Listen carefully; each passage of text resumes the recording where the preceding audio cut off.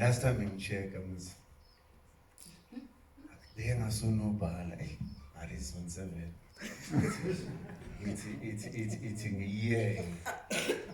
As if that was not enough for masses again. Into space. I nothing could do. I tell them to condemn in someone. Can't you born yo? That's not must talk like a Singapore Shuman about that, like against citizens. Now, that is on 7 about what covered on with him. Mangu pulpit again. Put a man's attending. Is it point that I'm having now? Man is as a tennis shows iron and is called.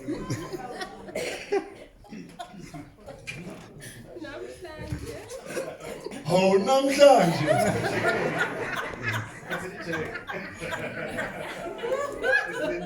Ningamangali bandla. Umsemo nami yehla. Ngoba preparation yami angazi namhlanje ufike kuzobe akwila whatever happy. We say little did I know. What has it? Back to eating. Back to eating. When ijeke neglasi likumele namhlanje. So ngizoba right but I don't care is prepared. As zibe khona nakwi text. Yes, it may, but it has been a good time for the past 3 years. Yeah, was 3 no. And it has been good to go to see Kalaga, Lagachasha, Sibe ingxenye yekhanda sibilo lezo. Yeah. I-office bazalwane iyaqasha. So besizocela izifemela kanjasha kumithandazo. Eniyenzani nisibeke ningibeke sinomfuzo simelane ngimfake manje ukuthi at least siqashwe ngazana so angazi yena umthandazo uzoba divided mhlawumbe khona abanye abangafuni ngibele ngiqhubeka nedlazi nejeke nami ke nami ngibe namabandla bazalwane. Oh yeah. Ngiyabona lento le. Yeah, mina sesazane for long. Yeah. Sesazane for long ukuthi ngasikhulula. Sike so minister kwabanye. Yes. Akunjalo manje. Yeah, besiphetene kahle. Isiphetene kahle. So i-closing date beyizolo. So as from Monday kuba ibizwa lento lo after ciceda ukufaka kuba neni shortlisting so bekuyisicelo ke sinomfundisi wesimelane ukuthi nisibeke nemkhulekweni ethola sike sibulisane kuma corridors ase-TUC yathola yasingamane sihlangana kulomnyango na-service sike sibulisane kwezinye indawo so yilokho bandla. Now be as it may, bazalwane, our text for consideration namhlanje ithola ku Exodus chapter 15 verses 22 to 27. Exodus chapter 15 verse 22 to 27. Now kule pericope sizofunda ngokuthi kwezinye izinto esizofunda ukuthi ke uNkulunkulu kaningi njengoba sikuhambo lokukholwa lendlela eya ezulwini, as it was the case with the Israelites. uNkulunkulu abakhiphe eGibhitha wayebafaka kuphi eKanana.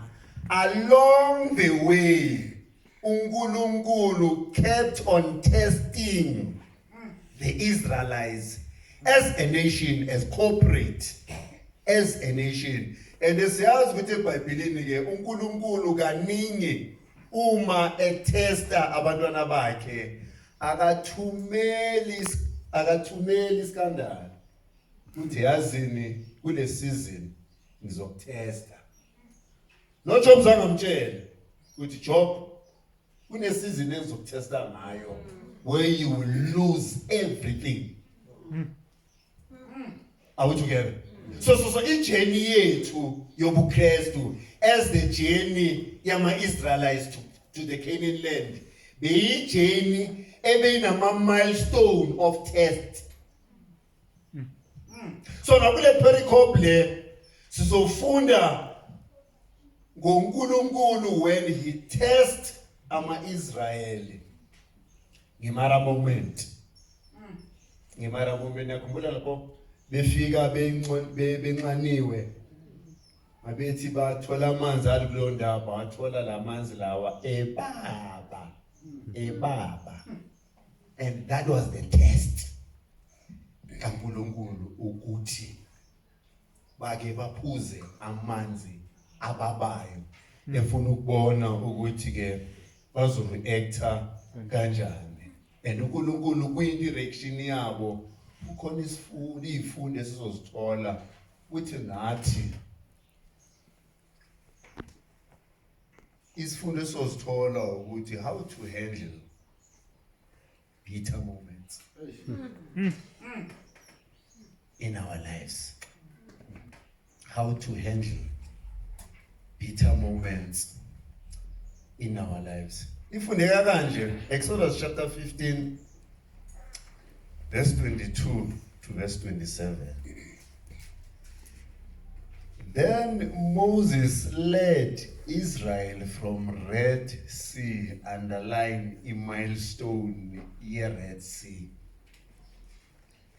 And they went out into the wilderness of Shur.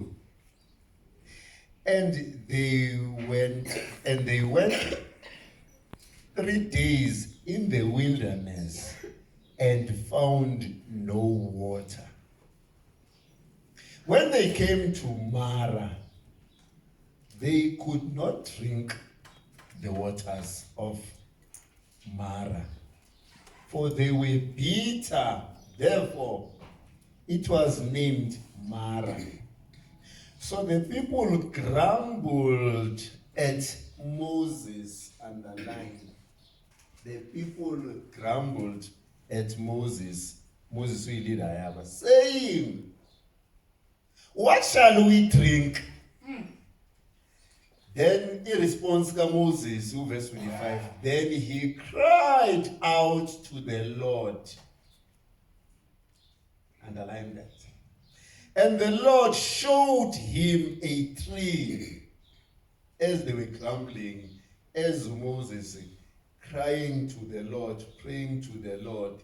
The response of the Lord was, and the Lord showed him a tree, and he threw it into the waters, and the waters became sweet.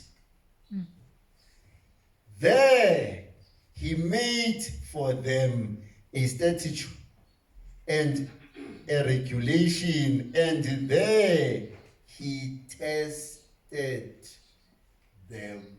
You follow? Verse 26.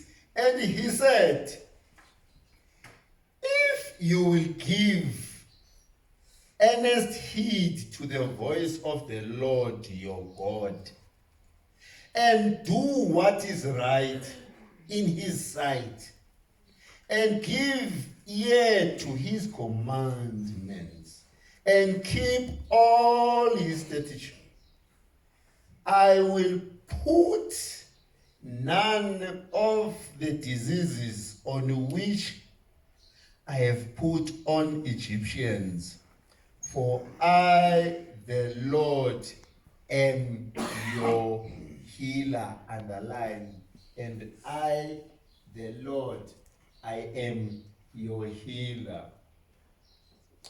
Verse 27, climax.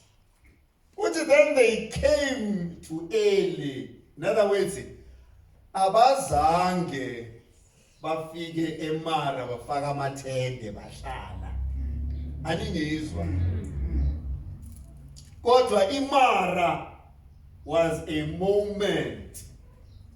Because verse 27, then they came to Eli, where there were 12 waters, where there were 12 springs of waters, and 70 date palms, and they camped there beside the waters. Nkulunkulu awusise ukufunda kwezilanguage esiKristu. Bonga manje kuze kube phakathi ami. Sikhule ngene. Baphethe sizulini izwi lakho lifundiwe. Nkosi sicela izwi lakho Nkosi lisihlahlela indlela. Ngoba liphuma kuwe. Lisicazulele Nkosi. Imizwa yethu Nkosi. Isilungiselele ukuphila nabantu Nkosi esiphila nabo. Nkosi sicela umoya wakho ngalesikhathi ukuthi siqhaqhele lelizwe. NgoJesu siyakhuleka. Amen. Amen. Now this pericope is qala from the Red Sea. And niyakhumbula eRed Sea ukuthi nakhona eRed Sea uma behlangabezana neRed Sea bacomplain Moses nakubona ukuthi usithathe wafuna ukuthi sizofela la. But now for the interest of this isema namhlanje asiqaleni eEgypt ngoba indaba iqala eEgypt. Now, Egypt for our Israelites was a place of brokenness. For the past 400 plus years, there were slaves there. And the uNkulunkulu miraculously wabakhipha kwi place of brokenness. And abanye as we sit here, we know each and every one of us, Igibite, uNkulunkulu asikhiphe kuyo. We know, and you know, and leyo gibethe leyo kwabanye bethi up until today isese testimony of how uNkulunkulu angenelele ngakhona empilweni zethu lapho besi enslaved khona.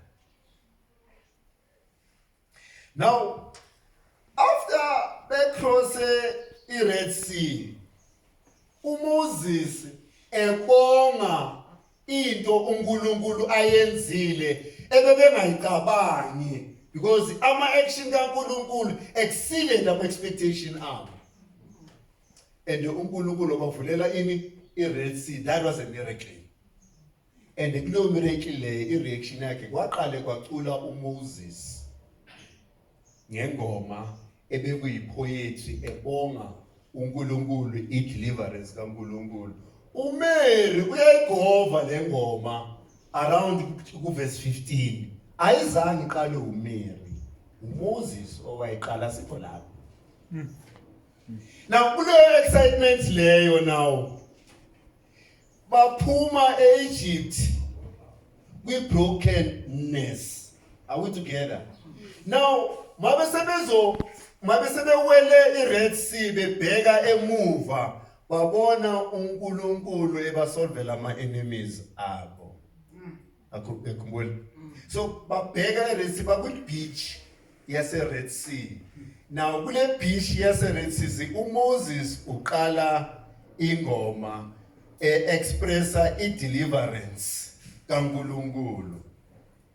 Now iRed Sea now becomes the place of blissfulness. ngoba uNkulunkulu aphe istandard sakhe sokuthi now by the time ngiyongena nani endaweni kwilizwe engithembise lona ke ama intervention ami ngama levels. So now they're experiencing now blissfulness yokubonga uNkulunkulu into abenzele yona. Now sebedlulile lapho kwile blissfulness now it text after 3 days ye blissfulness yase beach yase Red Sea bangena kuphi ke olwa bangena manje kwi wilderness yasefshuru. Now kwi wilderness as we all know I wilderness is dry and desolate akunjalo, and then now wilderness becomes a place of barrenness. Akusekho nto abanayo sebeswele manje nayibona iwokhethu noNkulunkulu uthi uNkulunkulu uNkulunkulu leblessa uNkulunkulu deliver akusho ukuthi ke uyoza abuye ukwi-state se-deliverance aningizwa. Do you follow? So yingakho uma uNkulunkulu umbonga ngokuthi ahlenge umbonga ngokuthi ubakudeliver ungaphaphi ubone abanye abange-experiencanga i-deliverance ingathi ukholo lwabo lunjani luncane ngoba before you know it uNkulunkulu uzokufaka e-wilderness a place of desolate and dryness. So yingakho uhambo lwethu noNkulunkulu sinangazi uma sengithi shakancane mawuhayi noNkulunkulu yazi ukuthi no it won't last for long. Do you follow? Because now for 3 days baku wilderness baqeda uku-experience 3 days ago bebe-experience i-deliverance. Now ku-wilderness now baba dehydrated.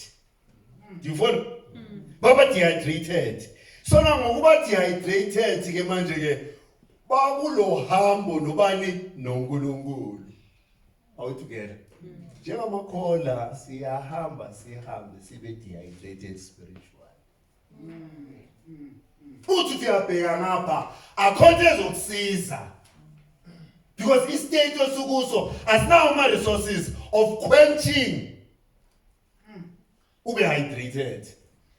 Now mabefika eShuri uNkulunkulu yabathesa okay laba ngibakhiphe ngiberekile e-Egypt abavulela ulwandle lubomvu bangibonga athi ke ngibone ukuthi manje njengoba be-dehydrated behamba nabo. How together ukuthi ukhona sizoswela sibe sihamba noNkulunkulu aningizwa bonyiwe. How together now ekumeni babo balindele basesene-reference ye-Red Sea. How together ukuthi uNkulunkulu uvule amanzi amakhulu. How together manje ukuthi sihydrate sifuna amanzi amancane. Are we together? Wathi ke uNkulunkulu ke amanzi amancane ngizoprovide wona as a test. Amanzi ababayo. Do you follow the text? So they are from an experience of blissfulness. Baqala ke brokenness nakhumbula.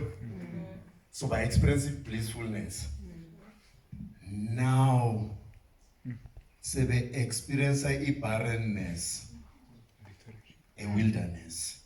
As if that was not enough, mabefika ke kwindawo le mabethi baphuza amanzi akhona ababa bayibiza le ndawo le ukuthi yini Marah. So now uNkulunkulu allowed ukuthi amanzi ebeyo expecte ukuthi ke azoquencha their thirst, but angayiquenchi le thirst le. Sebena 3 days beswela amanzi. Sebena 3 days beswela amanzi. And now ngizayiphinda le i-reference point of reference yabo, it's a miraculous passing of what? Of the Red Sea. So now naturally ithi hayi amanzi siwathola ngoba sinalo uNkulunkulu lo. Do you follow? Nabona ukuthi uNkulunkulu unokusitesta when we see peak na anengekho ngabantu. Are we together? But we peak noNkulunkulu as they walk wilderness, but the point of reference, the immediacy yabo ingoma ebelapha ebeach yase-Red Sea. Are we together? So uma uNkulunkulu esibulalele izitha wa confirm ukuthi izitha azingeke zisasihluphe empilweni. Do you follow? So now ayikho into esizoyisaba. Are we together? Sina noNkulunkulu. Wathi ke uNkulunkulu yazi, let me test them. Are we together? So now, le ngoma icule after 3 days. So now, sebeqala ke manje be-experience namanzi abitha. Now lamanzi abitha abenza ukuthi bavocalize i-bitterness yabo ukuthi ba complain kuMoses. How to hear? Because kaningi, not all bitterness is kept silent. How to hear? Not all bitterness is kept silent. Some of the bitterness esibanayo abanye bethu esizaziyo siyavocalize.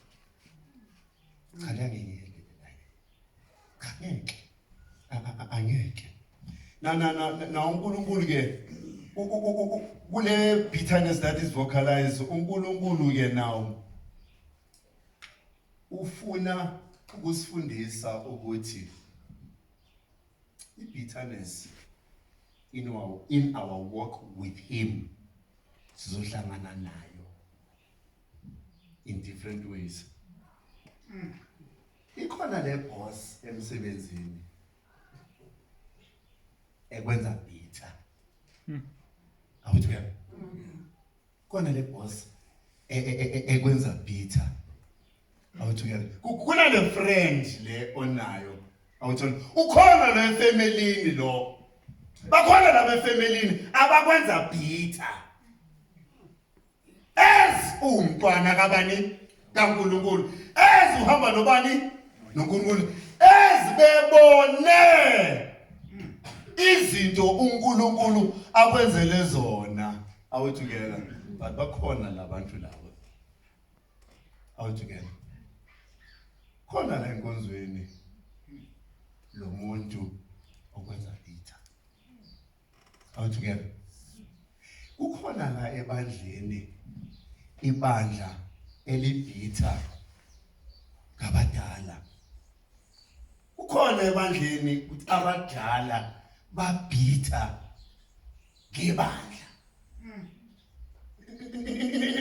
Yabona how pervasive bitterness is in our lives. In different ways. In different ways.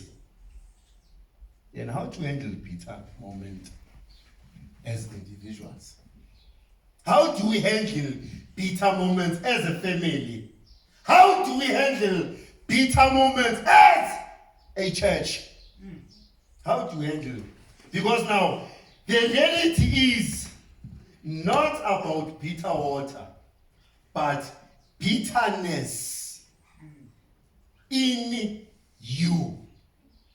Because that grumbling there, abai vocalizer Moses, it is the result of not only the water, the bitterness of the water, but i-reaction yabo ngamanzi anjani ababayo, and i-crisis bazalwane has a way of bringing out our true selves.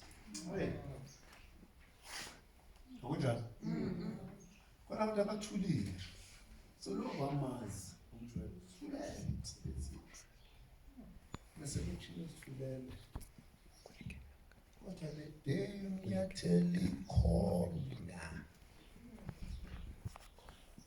the day unyathela ikhona awethu sinama moment of snapper, akunjalo? Sinama moment of qhuma. And I think you can easily identify a bitter person. Sometimes you can easily identify a bitter church or a church member by the way they speak. That's not going to be a man. My next is a preparation of varishing also to Muhammad's phone. We are born good. We hectic. We are born good. We hectic. As if that is not enough. Who's on a woman's man? Good. Yazini. La. Gushubile. Gushubile. Yathola. Uzwe yamnandi ke masedliwa ke ngelunch. Yazosibani bani. Azabosibani baqaba ukuthi ibandla labo. Wala. All together. Why? Because bitterness has a way yokuthi isenze isikhulume ngenye indlela ethize which is uncharacteristic of us. Now, situation lapho ke manje ke uIsrael is grumbling kuMoses. Are we together? Because they're expressing, they're vocalizing their bitterness. Mamela bheka uMoses ireaction yakhe. uMoses when he reactor kule bitterness le as a child of God. As the text which 18. Verse 24. So the people grumbled at Moses, saying, "What shall we drink?" Now he responded, he cried out to the Lord. Amayama text that he cried out and believed in the Lord. Are we together? So now, Moses was not caught up into this bitterness. Though Moses was lambasted with the bitterness, so what again? Uslethe la. Sebekhohliwe bazalwane mamele. Sebekhohliwe ukuthi 3 days ago. 3 days. Bazalwane, 3 days ago they were celebrating a beach. Yes, the Red Sea. Are we together? They celebrate uNkulunkulu ebadlulise emanzini amakhulu. Anengizwe. Now they are bitter. They are bitter uMoses for ukuthi uNkulunkulu abaprovide amanzi amancane ngizwe. Amanzi amancane ophuza. Yabona ukuthi njani? Now, 3 days ago, not 3 months, 3 days ago, uNkulunkulu wavulela amanzi amakhulu. Bona bajinga nje amanzi of quenching. They what? They are test. Out amanzi amancane. So according to them, uNkulunkulu has failed them. Emanzi nanjani? Amancane. Lento ithi bazalwane.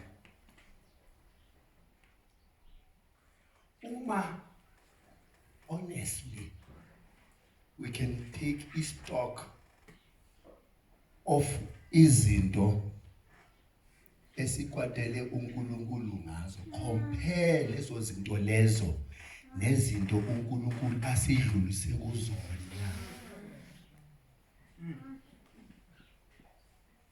Are we together? Because kaningi i-problem iba ukuthi ke now i-situation ye-bitterness icloudwa mina uNkulunkulu angeke usenze kanje. uNkulunkulu angeke usiphuzise amanzi ababayo. Angeke. Sekubani? Mina. Are we together? Ukhuluma kuNkulunkulu okwenzele izinto wena ongazange uphamise ngesandla. Are we together? Yasemshaya kulo 3 days bazalwane 3 days. 3 days. Ye Red Sea experience. Abantu sebethi sebephonsa izandla. And Moses usifundisa ukuthi Moses never paid attention to them or argue with them. Kunwa sangat Moses angachitha isikhathi basona 3 days ago. 3 days ago. Senzukana ukuthi hayi Moses usifundisa ukuthi yazini abantu abasidinile kunabantu they don't worth the response as uNkulunkulu bitter as you are, because Moses is affected this thing, but Moses usifundisa ukuthi emsebenzini singabasebenzi singagrambisha sigrambise bathwana njengomntana kaNkulunkulu kunezinto nomelanga uargue kuzo because of the God you serve. Because Moses verse 25 he cried and believing in the Lord instead of being bitter. Are we together? So in other words, by ignoring lento ekwenza ukuthi ube bitter, ikwenza ukuthi ukwazi ukuba nesikhathi sokureflecta back ekuthinini ke kahle kahle kwenzakalani. Are we together? Nokuthi ube ne chance ye blind spot if there's a blind spot. So why God bring us to a bitter moment? Why?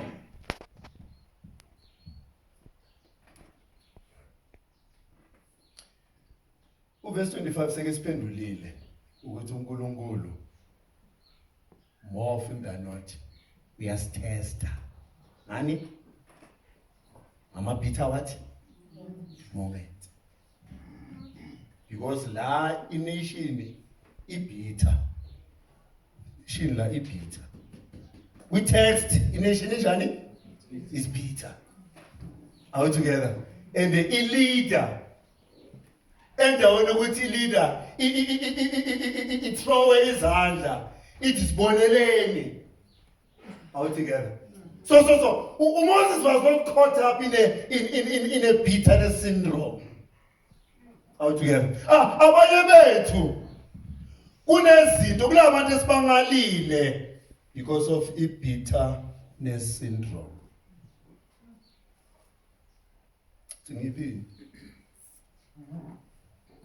Because we're caught up into this bitterness.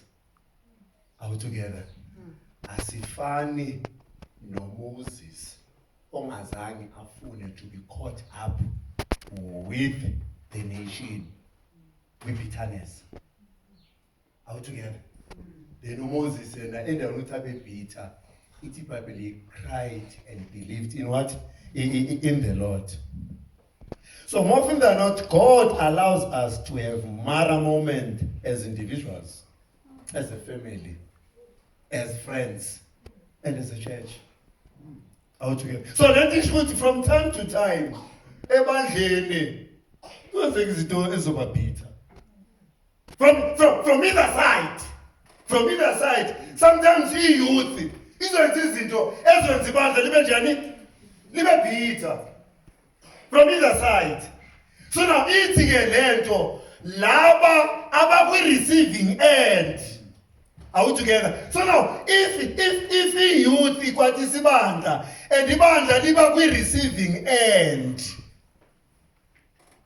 if abadala bakwasitha ibandla, if ibandla liba kwi-receiving end, if ibandla likwathisa abadala uma bekwi-receiving end,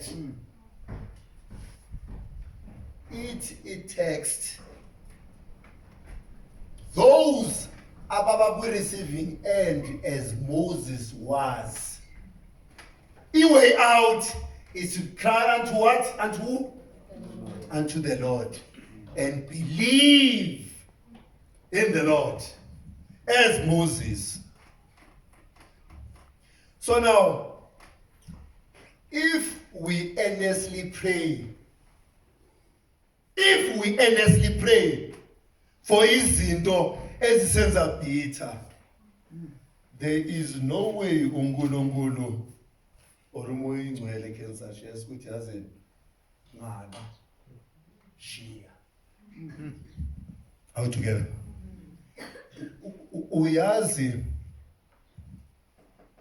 abaningi bethu esithora inkonzo. Sithora inkonzo ngoba sibitha izinto esenziwe zona kuma local churches ethu. Abanye sihambe sizula nama membership nama remove nama transfer. Yathola umbuzo umuntu hey anemndeni hey as alikhipha nje ngasemndeni. Why? Because of I was made. Abanye they go as far as why now we need. How to get? Basically, we have left the church, not God. Because, among other things, there are things abanzani abitha ngazo. Are we together? Sikhonisa abanzani ababitha ngazo, but Moses sifundisa ukuthi as umntwana kaNkulunkulu, because bazalwane wherever we are as abantwana bakaNkulunkulu, we assume a leadership position. Family no more by last born, but uma umntwana kaNkulunkulu, you are a leader in that family. So wants to be caught up with bitterness family when as irole yakhe uMoses family yakho. Are we together? Awazi yathola uma zibhethe izinto efamily as uMoses wena, you must what? Pray. You must cry unto the Lord. Are we together?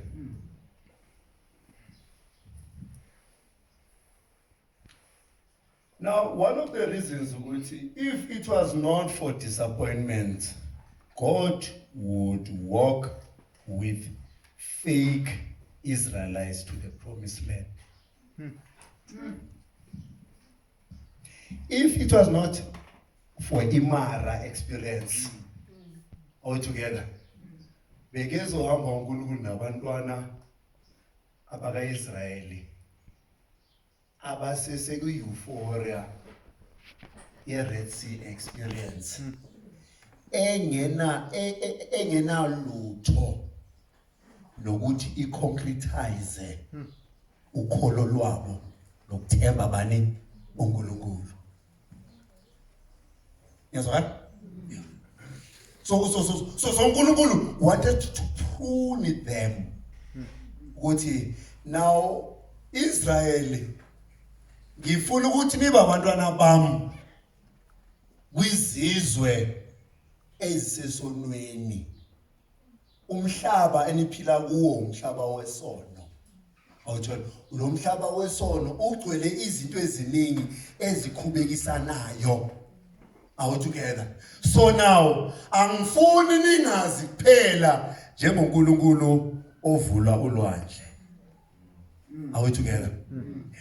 ngifuna Israyeli ningazi ngihlala ngoNkulunkulu noma amanzi ebaba aningizwa ngifuna ukuhlala ngibe uNkulunkulu noma amanzi enjani ebaba baba ngoba abanye bethu amanzi ababa ende kaninga bethu uma amanzi ebaba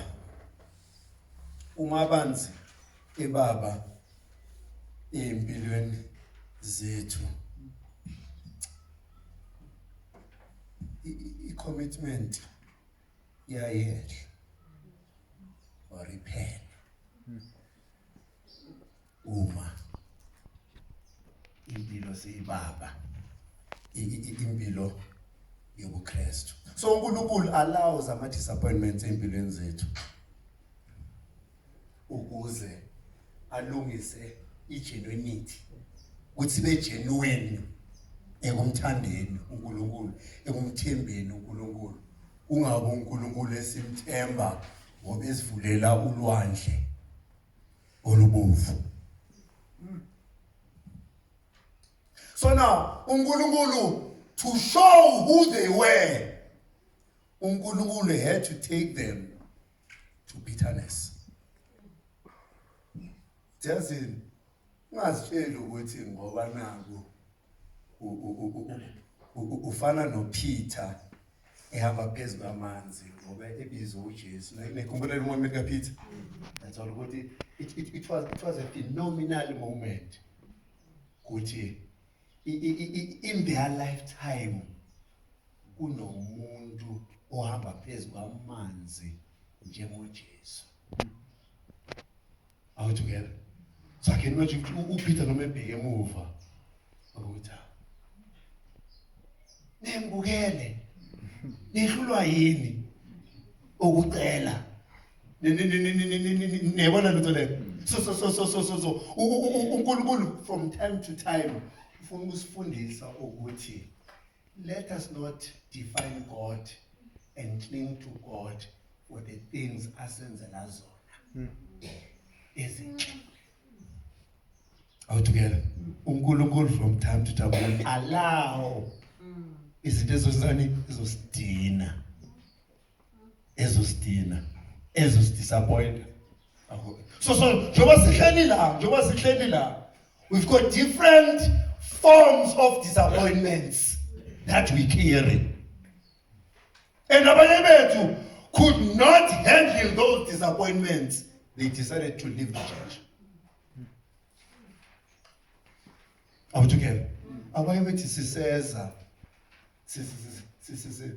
sifana njengomama kaSamuel, umama Samuel banwana ke owathi emokwa unyaka nonyaka. Uma ufunda la text unyaka nonyaka uPenina was mocking her. And leyo nto le azange imstop ukuthi aye enkonzweni nabo to offer sacrifice.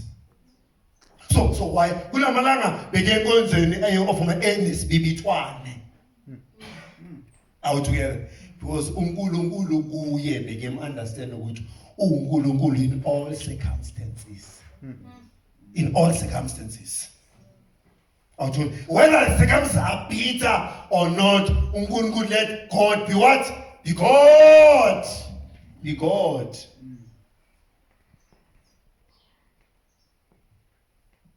So as I said, disappointment is a way of showing who we are. And disappointment is a way of unmasking the faith. They have a way. Good time begin now. Now sekwenzeke lokho, hawu sekeshintshile umuntu. Yathwala sekeshintshile. Nizemanje wena the last time beke phakamisa izandla abheke phezulu. Sekuye lo sesimbanisa. So uNkulunkulu before ayofaka abantwana bakhe ipromised land. Ngifuna ukulungisa le fakeness enokuvela when things are okay with God. But disappointment has a way of unmasking the fake. So why God allow Marah moments? Number one, uNkulunkulu is testing our character when he allows our Marah moment. He is testing who you are under trials. Yvonne, ukuthi phela ubuKristu bethu must be ubuKristu, not only when things are bad. All together. So uNkulunkulu, when he allows bitterness, when God allows trials in our lives, uNkulunkulu is testing who am I under trials. Because trials and disappointments has a tendency of showing who you are. Not only that, disappointment has a tendency of revealing our true feelings and thoughts. True feelings and thoughts.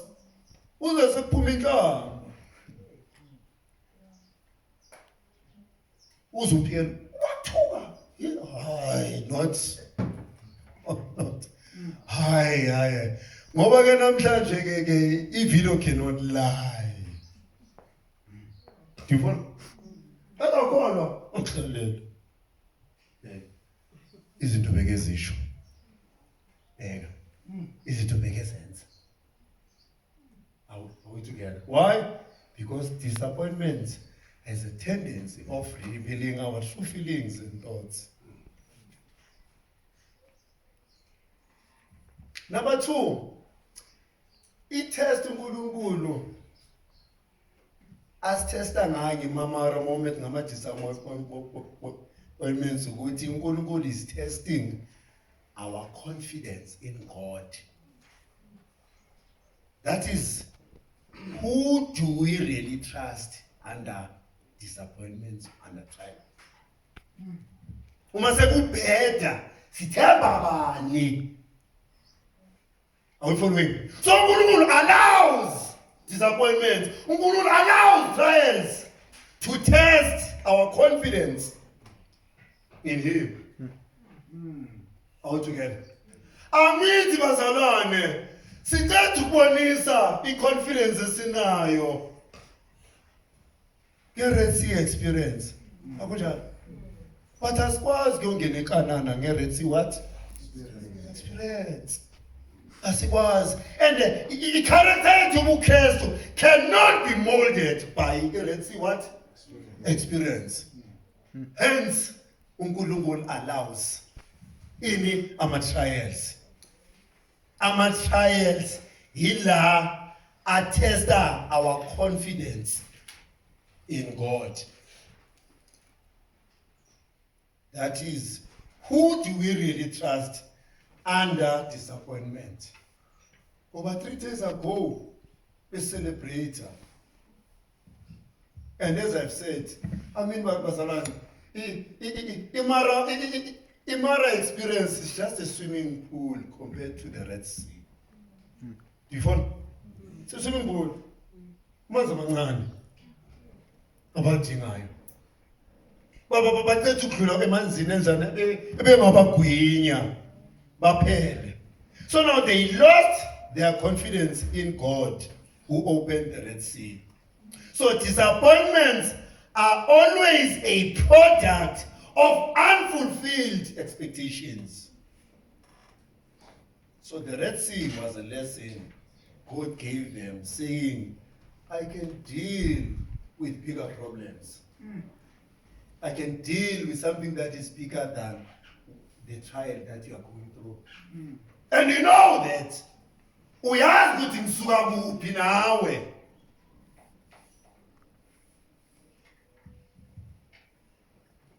Ngoba when you are in a Red Sea experience, we project confidence in who? In God.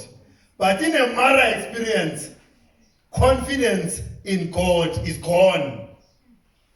Always when we get to Marah, we must remember our Red Sea experience. Are we together? And you tell what no we beg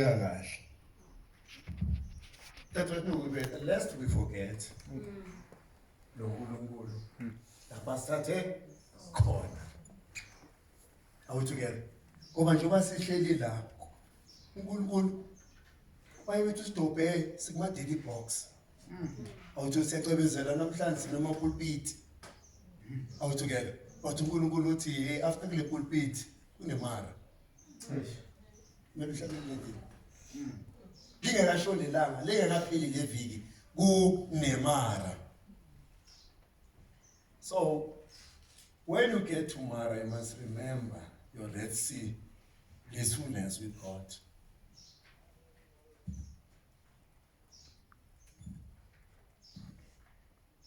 As I said, bazalwane, asifundeni ukuzikhipha into the picture. Angenziwa kanje. It can't be me. It can't be me. Ipicture kumele ibe khona kwi-Marah experience. Kumele kubani kumele ibe ekalo uNkulunkulu. We're at what? We're at sea. Because thina siyabhazamisa. Now let's move. The question is, how much is your confidence in God? Umthemba kanganani uNkulunkulu? Because the Marah moment was designed to test our commitment to God. Not only ukuthi uNkulunkulu in under trials we test our confidence kuye, but uNkulunkulu also test our commitment. Our commitment. How to get uzwe masiphethwe iMarah syndrome. Yeah, uzwe umuntu akhulume kulonyaka athi kulonyaka ngisafuna ukukhethwa ozayo. Mamela iMarah moment this year. How to get but we are projector.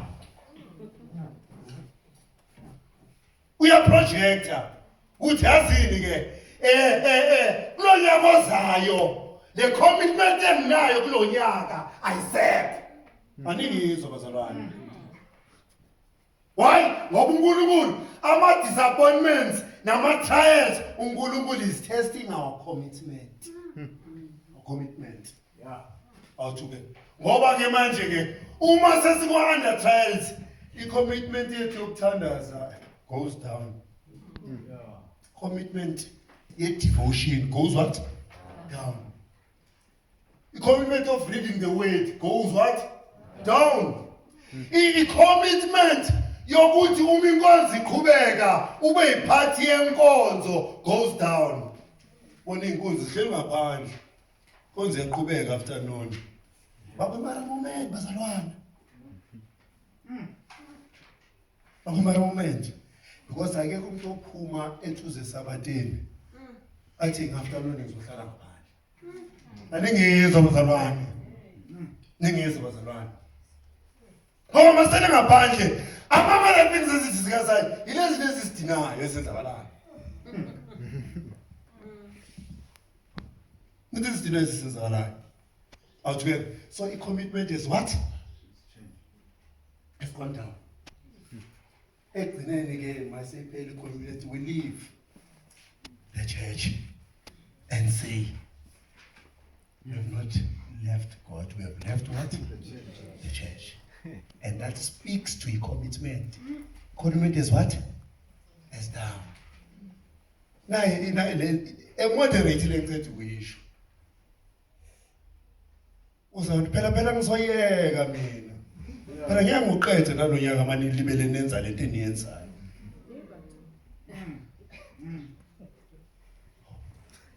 Uyasho ukuthi i-commitment hayi. Sekukhanya nale light lena.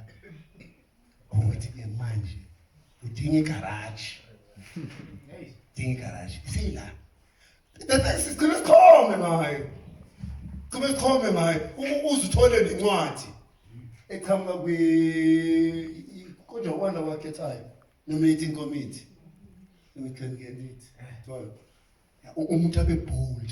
I'm not available.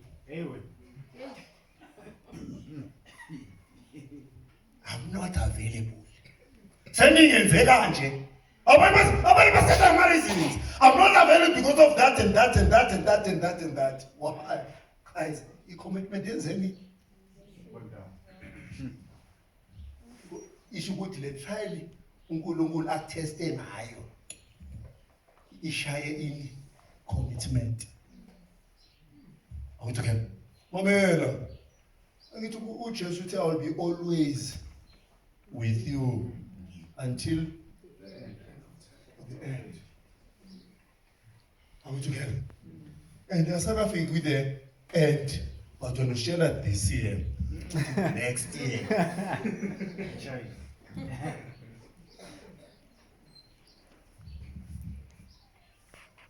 Sadly, bazalwane, we are committed to everything except God. Some of us, we are committed to sport. And one of them ngikhosi and ngiseseyilo as I preach. Nakusasa ngizoba yilo. But ikhosi akingilalisi siyadliwa. Never commitment. I'm going to be pirate. Never. Never. The commitment will be loyalty lies with what goes in the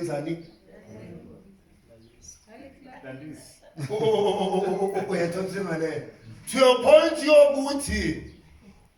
He's increasing my programs, especially fees with Alan Sabat, because I'm committed.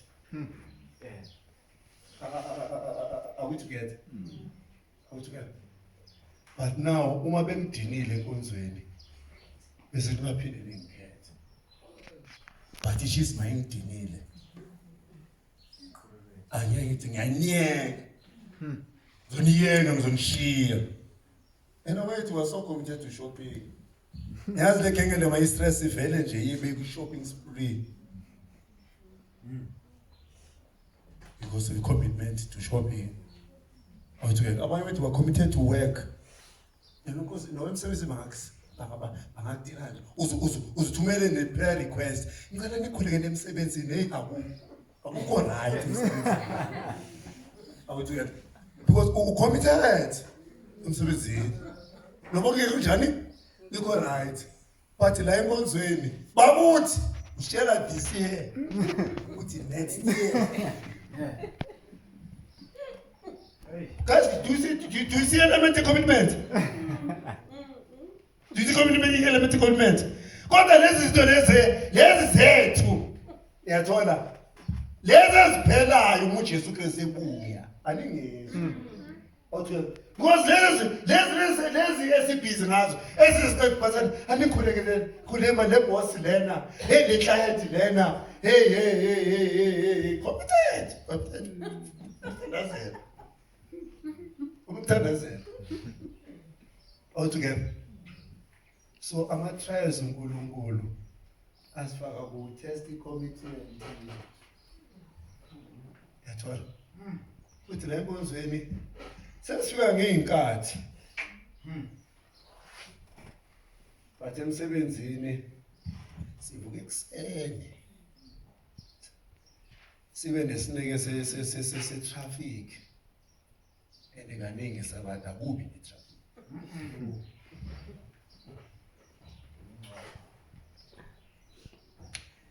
Now uNkulunkulu asithesta ngayo under ama-trials, uNkulunkulu is testing our confessions. Ukuthi under trials sisalibiza igama laNkulunkulu. Sasi-associate nezinto zikaNkulunkulu. Mas-under trials. Mangitshela nje ngezonsebe, ungangitsheli ngezonsebe. Ungangitsheli ngamasala. Mangitsheli ngalabo. Are we together?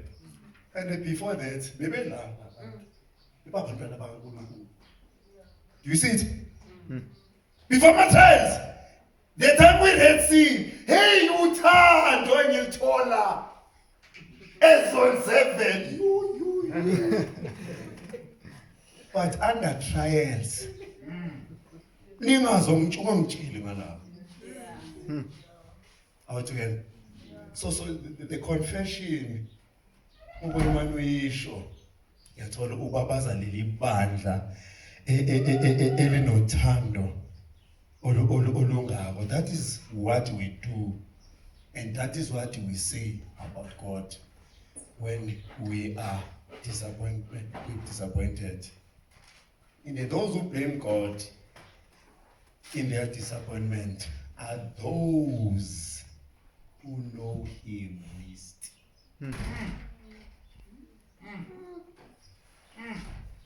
I will say it very, very slowly. Those who blame God in their disappointments are those who know Him least. Yes. Are we together? And baningi abethu esigijimela kuma social media blaming God ngezinto esenziwe abantu aningezwa. Ngimoshwe abantu zone 7 but ngiyobhala ukuthi I cursed the day I became an Adventist. Yes. Are we together? Why? It is because of thina abanye under disappointment into i-reaction yethu isibonisa ukuthi vele besingamazi. Just that besi-associate nabantu abamazi. All together. Ube nabantu estadium ngihlale nama-friends eParis ngiyi-Chiefs. But ngisendaweni eyi-1 na ngizobalwa as ifenyani eyePirates. Bazalwane, you never come across a miracle unless you come face to face with an impossibility. Unless you come face to face with an impossibility. And some of our disappointments appear as impossibility. And the issue is, mina nawe ngokuthemba uNkulunkulu must hang in there for a miracle to what? To happen. For a miracle to happen. So the question, what do you say about God when it does not show up the way you want Him to show up? Bayebethi sephela umunyaka silibele sifaka ama-CV. Phela iminyaka silibele sifaka ama-CV. uNkulunkulu engaphenduli the way sisithandaza khona ithi sisithandazelayo.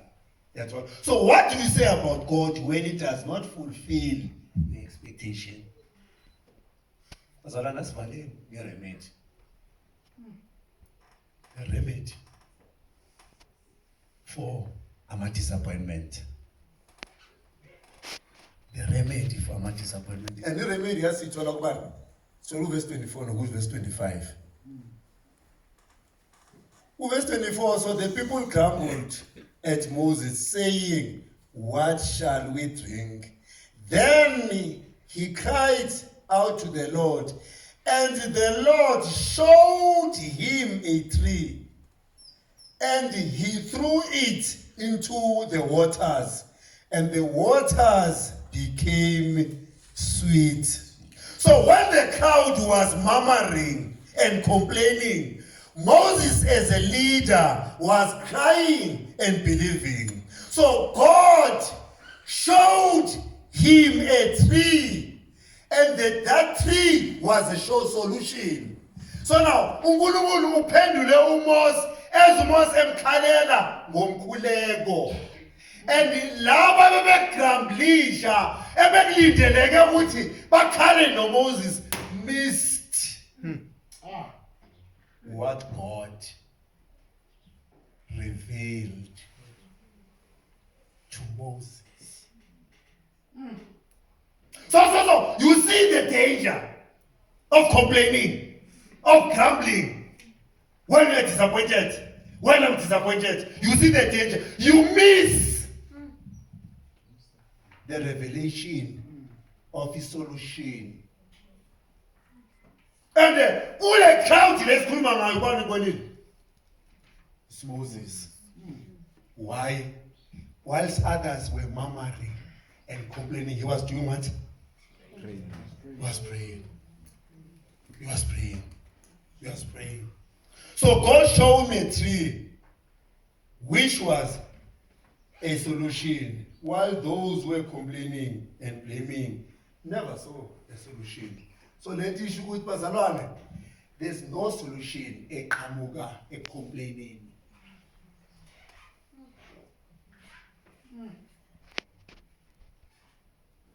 Slow food. According to the text, ayikho solution eqhamuka complain. Ayikho. La kwaKristu kwaNkulunkulu isolution iqhamuka ngomkhuleko. Do you see it? When Moses prayed, the solution was revealed. While others are together. Remember, the population of the Israelites, the solution is first of all, and then yes, what? Solution is the population of thousands. Out together. But I'm complain along. Complain along. The solution in Kulu life is a book or can I'm like. Ukulega. Out together. Also from elders to papadas, complaining solution. Come get up. Why? uNkulunkulu ngale event uNkulunkulu usikhuza ekuthande ukucomplaina. And kule event uNkulunkulu usikhuthazela ukuthi makuneyinkinga endoda isicomplaina sikhuleke. All together. And ukukhuleka has a way of sorting our attitude towards the problem. Ningezwe. All together. Kufana nokuthi ichurch body uma izothi fellowship omuntu before bazohlangana bathi asikhulekeni. All together. Now if bekhuleke ngempela indlela abazodila ngayo naye ngeke be personal aningizwe. All together. Ngeke be personal. All together. Ngoba umthandazo has a way of restraining us.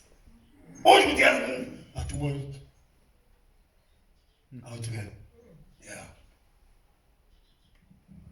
So that is why Moses was saying, Uma ngizoreact ngizogcina ngifana nabo. You see it? Ngifana nabo. So mina ngikhalele kubani? uNkulunkulu.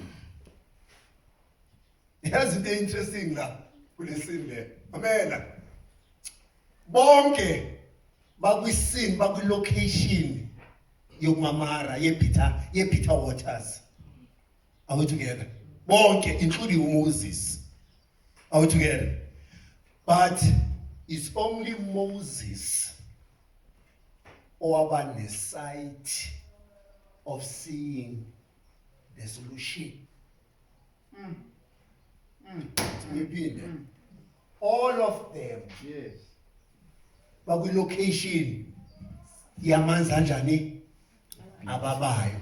Bonke bakwilocation yani yokucomplaina, but bonke bakwisini A1 is only Moses who had a sight, SIGHT. Yes, who had a sight yokuthi yazini le akusiyinkinga engeza ukuthi abantu babehave kanje. Do you see it? So we can all be wrapped in one problem, in one disappointment. But those who pray, by the advantage, which no matter sonke sibhajwe la, by an advantage of seeing things beyond. Do you see it?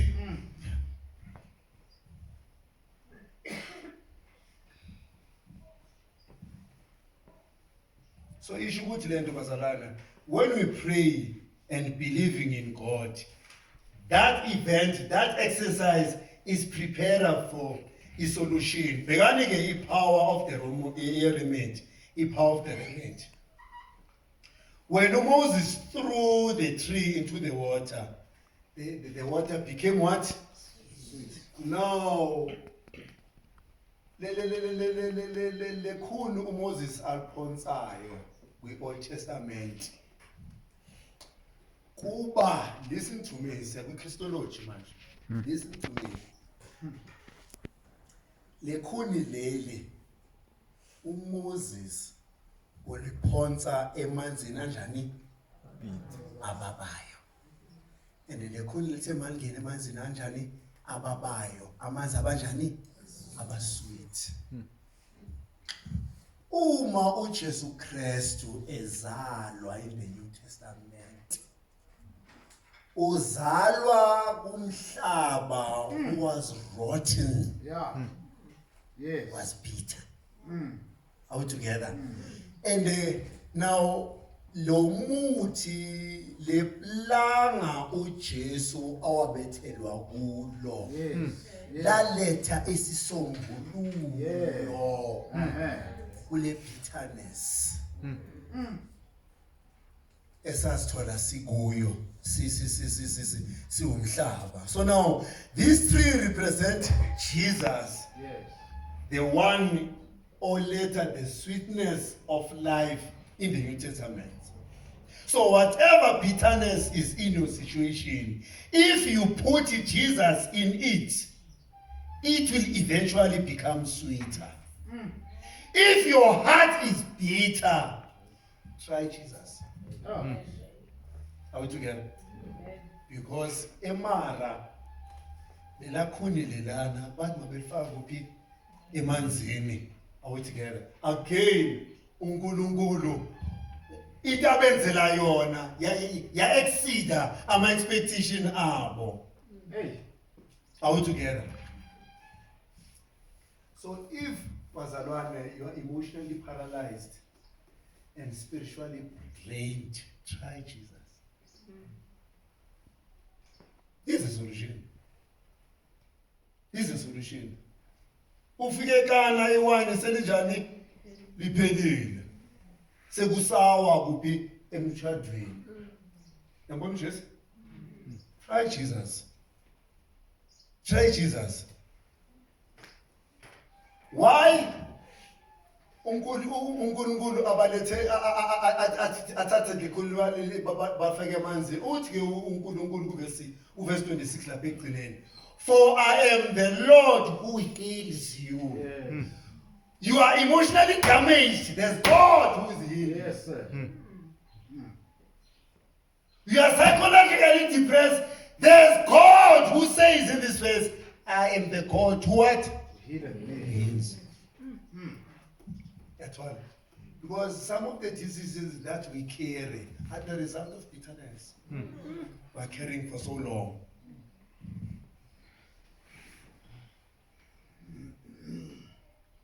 So uNkulunkulu, God shows his godness when we meet disappointments. uNkulunkulu is a way of showing his godness. God says he can heal any bitter situation in our lives.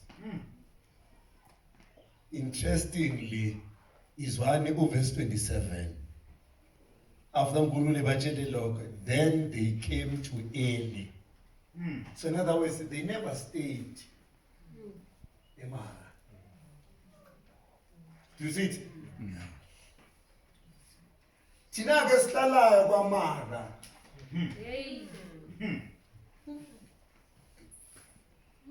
We remain dwarf spiritually.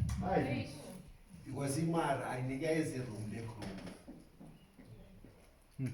There's no room for growth. Then verse 27 uthi they came to Elim. Verse 27. So now, bazalwane, these people, they came from brokenness. Yes, Egypt. Badlula Red Sea, ye blissfulness. Nakhumbula? Badlula lapana elone wilderness. Nasemare bitterness. Then verse 27, they are restored. Are we together? So Tina, sihlala with bitterness. And next to bitterness, there's restoration. Do you see it? Unless you and I move from bitterness. And how do we move? By putting Jesus. Are we together? In us. Are we together?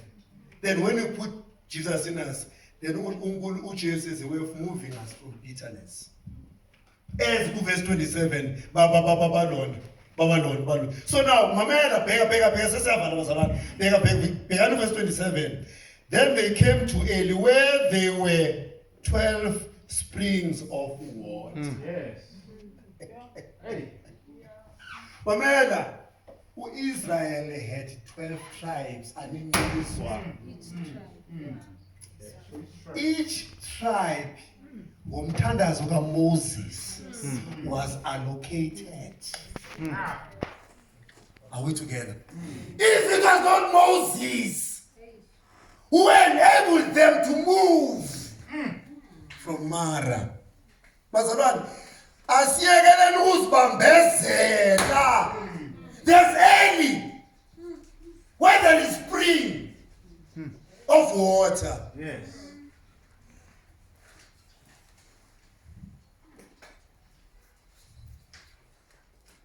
As if that was not enough, verse 27, but you don't know what we miss when we hang on to bitterness. We don't know. And uNkulunkulu is showing us now what disappointment is sharp end. Teenage driver, sharp end. Awuhlali sharp end. Wenzani? Uyadlula and carry on nani nendlela to your destination. Are we together? So now, mabefika kuEli, uNkulunkulu uyabalocatela ama springs of water. Are we together? With bareste, baz refresh. Are we together? So, there's no refreshment. We position, we location, a bitterness. As long as you are bitter, you run a risk of not moving to Eli, where there is spring of water. Out to Mamela, Bella indlela ekanana ayipheleli eMarah. Aningizwa. Out to laba baphone phele khona kuphi sekanana. Out together. Abanye bengeke sibone izulu ngoba sibambelele ekanana. Isibambelele eMarah. Abanye bethu ke amabhegi ethu nezikhwama zethu ama-chemist. Ngoba kunamapilisi atreata the bitterness. Are we together? Yakuphi yaseMarah. Are we together?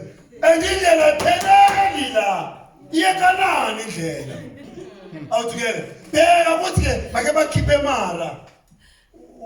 Yazi ubajikjela ukuthi bazitike ngalithi bebecomplainela. That was not bikwamanzi amancane. Mamela lonkulunkulu bavulele ulwandle libovu.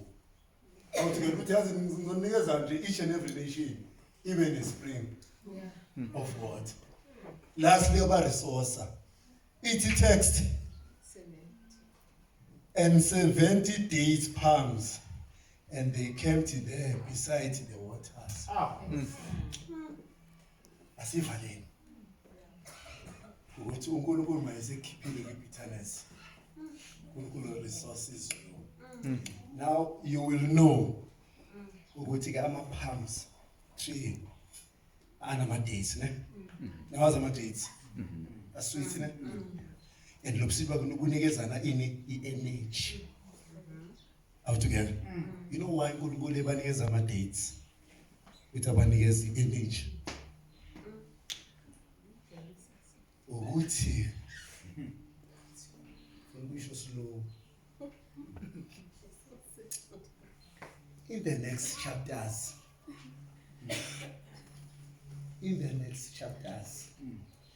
njengoba banikeza ama-dates ukuthi badle bafundisas. In the next chapters, they'll be fighting with the nations on their way to Canaan. So that is why uNkulunkulu ubakhipha kwi-bitterness, ubanikeza in abundance lento bebikhalela. As if that was not enough, uphinda ke yaba-resource ukuthi yazini ijeni ekanana ayigcini ngoku-bitterness, kusamele milwe. All together. And now my dates is that man wadla ibe njani ibe namandla. And yonke lo nto yenza kwi-post bitterness. Yenza kwini post what? Bitterness. My prayer bazalwane ukuthi let us move. Let us move. Yeah. With bitterness as a church. Because as leaders, usesenazinye inkinga esazokwenza ibandla. Are we together? Njobe ibandla li-start ngale bitterness ekhona. Angizovela.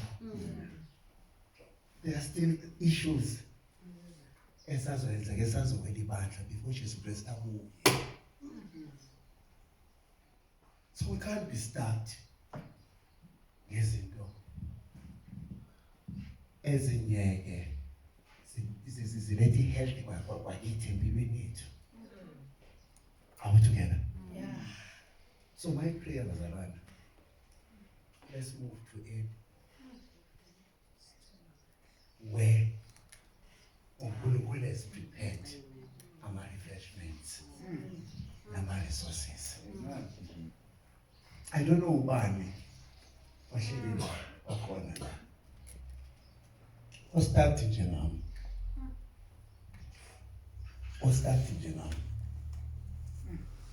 But what it goes, I want to move to early.